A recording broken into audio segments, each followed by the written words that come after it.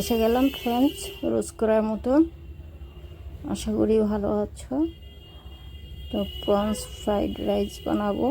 এর জন্য আমি 3 কাপ বাসমতি রাইস নিয়ে নিলাম।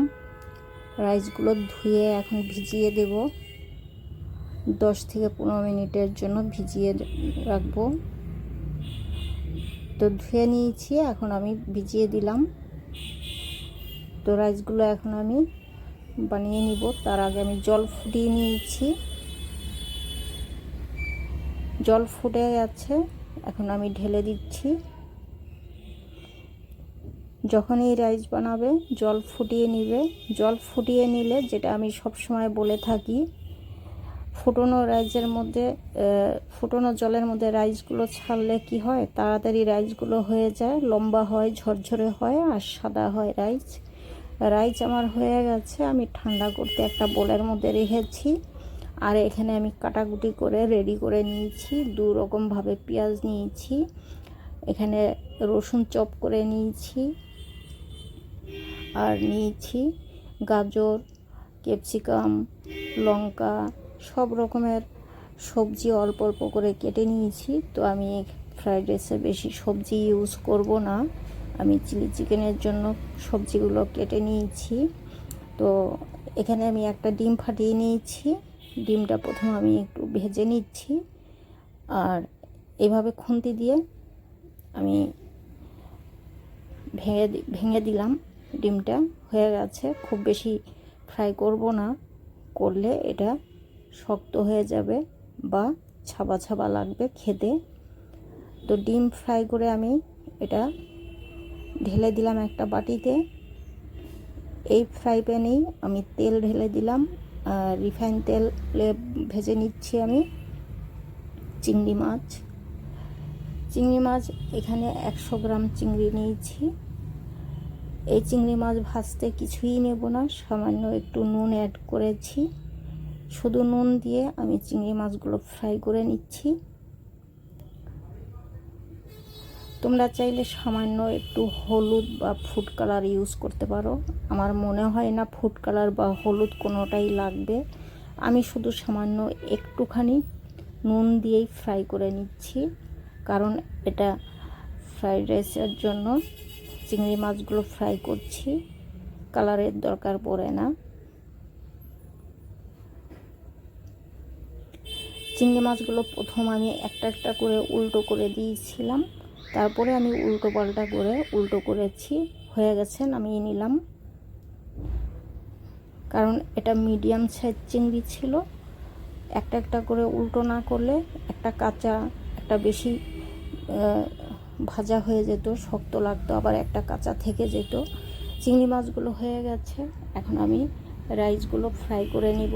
প্রথম আমি এখানে রিফাইন্ড অয়েল দিয়ে দিলাম, আর দিয়ে দিলাম রসুন, পেঁয়াজ, আর দিয়েছি ক্যাপসিকাম, দিয়েছিলাম ক্যারট দিয়ে এখন আমি সয়া সস অ্যাড করেছি। ভালো করে নেড়ে চেড়ে আমি এখন রাইস দিয়ে দিব।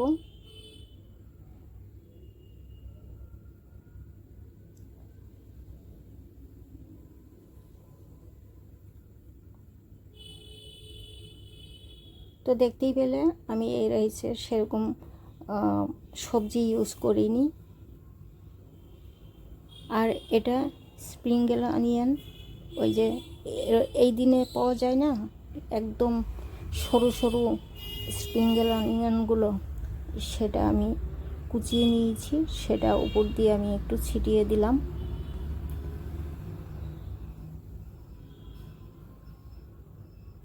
তো খুবই কম সবজি ইউজ করেছি, বাচ্চারা সবজি খেতে চায় না, এর জন্য আমি সবজিটা বেশি ইউজ করিনি। আর এটা আমি গোলমরিচ গুঁড়ো করে দিলাম।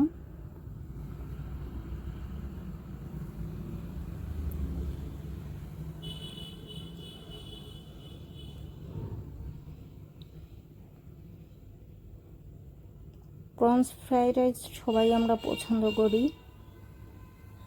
আর এর মধ্যে বেশি সবজি দিতেও লাগে না।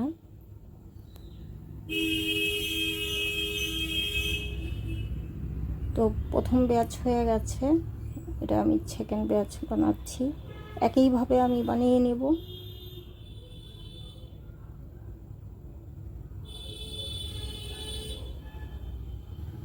আর তেলও আমি এখানে বেশি ইউজ করি না, খুবই কম তেল দিয়েছি। এই যে 1 চামচের মতো তেল নিয়েছি, রসুন দিলাম, পেঁয়াজ দিলাম, তারপরে একটু গাজর, একটু ক্যাপসিকাম। আর বিনসটা আমি খুব বেশি পছন্দ করি না বলে বিনসটা আমি নেইনি। আর এখানে 1 চামচ চিলি সস, 1 চামচ টমেটো কেচাপ, 1 চামচ সয়া সস দিয়ে আমি নেড়ে চেড়ে এখন রাইসটা দিয়ে দিলাম। সেম প্রসেস আমি দুবারে ভাজছি। আশা করি তোমরা বুঝতে পেরেছ।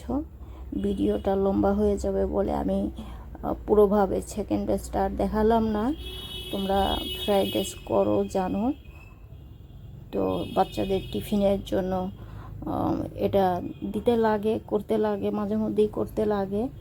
আমরা কম বেশি সবাই জানি। তো এইভাবে এক এক সময় আমি বেশি করে নিই, লাঞ্চের জন্য, ডিনারের জন্য করে ফেলি, তখন বেশি লাগে। আবার এক এক সময় টিফিনের জন্য করতে লাগে, মাঝে মধ্যেই আমার করতে লাগে এটা।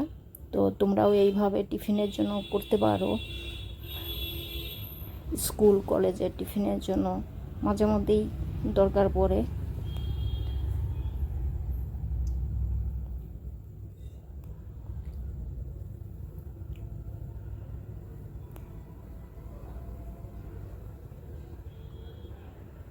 তো আশা করি আমার এই ভিডিও তোমাদের একটু হলেও কাজে লাগবে।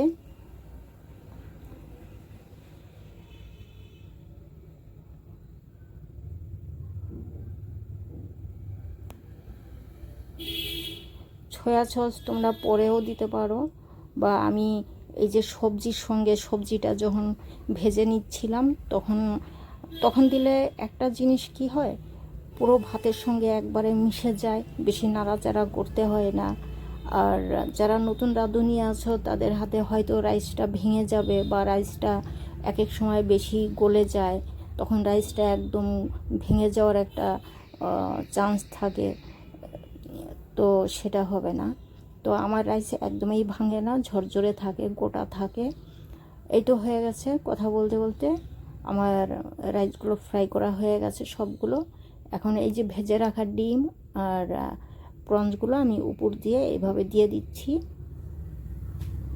আর যদি প্রনসগুলো ছোট থাকতো বেশি, তাহলে আমি রাইসের সঙ্গে একবারেই ফ্রাই করে নিতাম, সেটা হলে আরও বেশি টেস্ট হয়। যদি প্রনস ছোট ছোট চিংড়ি থাকে, চিংড়ি হলে একদম রাইসের সঙ্গে মিক্সড করে ফ্রাই করলে ওটা আরও বেশি টেস্ট হয়। সেটাও আমি করি, একবার দেখাবো আমি, সেরকম ভিডিও আমি একবার আনবো তোমাদের জন্য। তো আশা করি আমার এই রেসিপি তোমাদের ভালো লেগেছে। ভালো লাগলে কমেন্টস অবশ্যই করবে, তোমরা তো কমেন্টস করতেই ভুলে গেছো। আর সাবস্ক্রাইব করবে। ভিডিও তো দেখো তোমরা, কাজে লাগাও জানি, কিন্তু সাবস্ক্রাইব করো না। সাবস্ক্রাইব করতে হবে, তোমাদের জন্য রাত জেগে আমি ভিডিও করি আর তোমরা সাবস্ক্রাইব করো না, এটা কিন্তু একদম ঠিক না। সাবস্ক্রাইব করবে।